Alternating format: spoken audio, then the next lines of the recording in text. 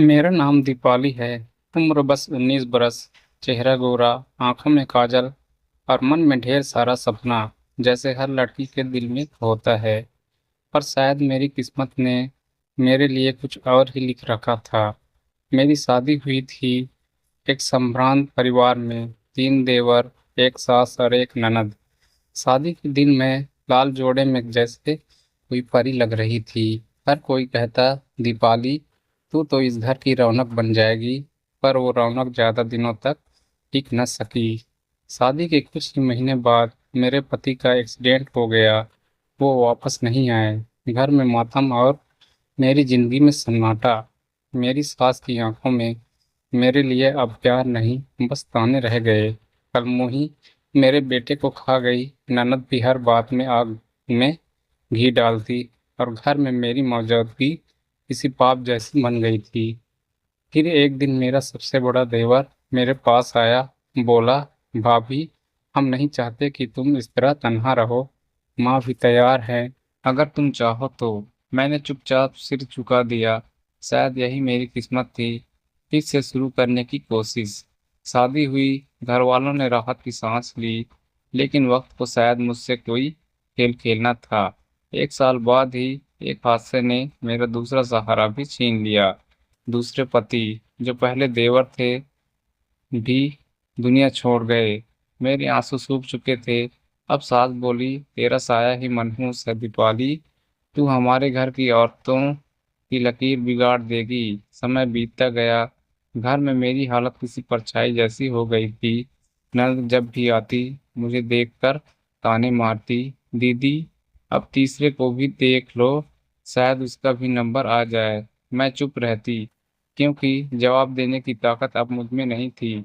पर एक रात दूसरा देवर, जो बीच का था, मेरे पास आया। उसने कहा, भाभी नहीं, अब तुम मेरी पत्नी बनो, मैं तुम्हें खुश रखूंगा। मेरे भीतर से कोई आवाज आई, क्या सच में खुश रख पाएगा? लेकिन मेरे पास विकल्प नहीं था। वो मुझसे बहुत अलग था, भोला सीधा, दुनियादारी से अनजान। मुझे ही उसे हर बात सिखानी पड़ी, रिश्तों की, प्यार की, जीवन की। धीरे धीरे वो मुझसे बेहद जुड़ गया। मेरी गोद में एक नन्हा बच्चा आया। लगा अब जिंदगी कुछ बदल रही है। लेकिन नियति को मेरा मुस्कुराना मंजूर नहीं था। 5 साल बाद उसे एक गंभीर बीमारी ने घेर लिया। मैं दिन रात उसके सिरहाने पर बैठी रहती। उसके आखिरी शब्द थे, दीपाली तुम हमेशा मजबूत रहना। वो चला गया और मैं फिर अकेली रह गई। अब घर में सब मुझे अभिशाप मारने लगे थे। सास बोली, अब अगर तू इस घर में रही तो हमारा कुल खत्म हो जाएगा। पर मेरे अंदर अब चुप्पी नहीं थी, एक आग थी जो धीरे धीरे सुलगने लगी थी।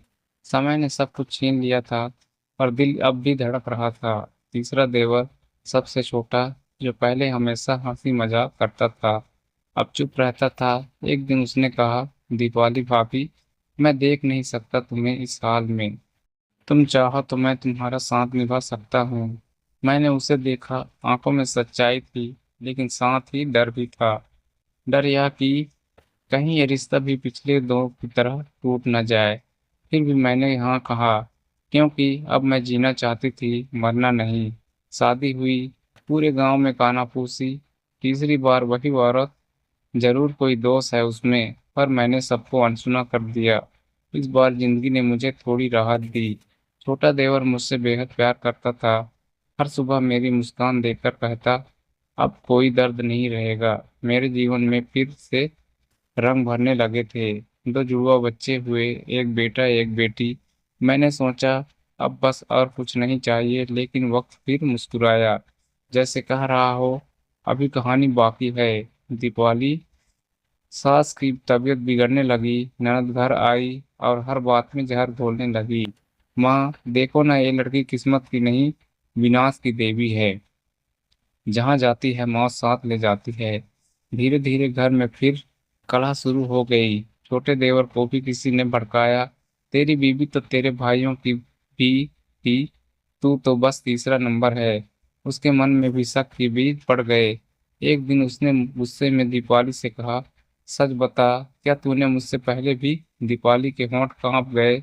उसने बस इतना कहा, अगर सच्चाई सुन सको तो सुनो। मैंने सिर्फ निभाया है, कभी किसी से लिया नहीं। लेकिन उसे यकीन नहीं हुआ। वो रात शायद मेरी जिंदगी की आखिरी सुकून भरी रात थी। सुबह जब उठी तो देखा घर सूना था। पति बच्चों को लेकर चला गया था। सास और ननद ने दरवाजा बंद कर लिया और मैं फिर से अकेली।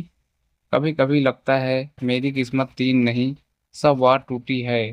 पर हाँ, मैं टूटी नहीं, बस अधूरी रह गई हूँ।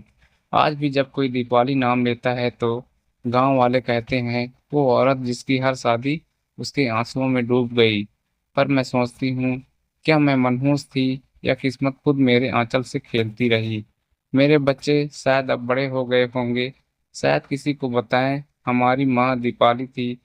पर मैं बस चाहती हूँ कभी कोई मेरी कहानी सुने और कहे कहानी खत्म नहीं हुई, बस अधूरी छोड़ दी गई। तो हेलो दोस्तों, मैं दीपाली, ये थी मेरी कहानी। आपको मेरी कहानी सुनकर कैसा लगा मुझे कमेंट बॉक्स में ज़रूर बताना। और मेरे चैनल पर नए हैं तो प्लीज़ प्लीज़ दोस्तों, लाइक कमेंट और चैनल को सब्सक्राइब ज़रूर करें। धन्यवाद दोस्तों।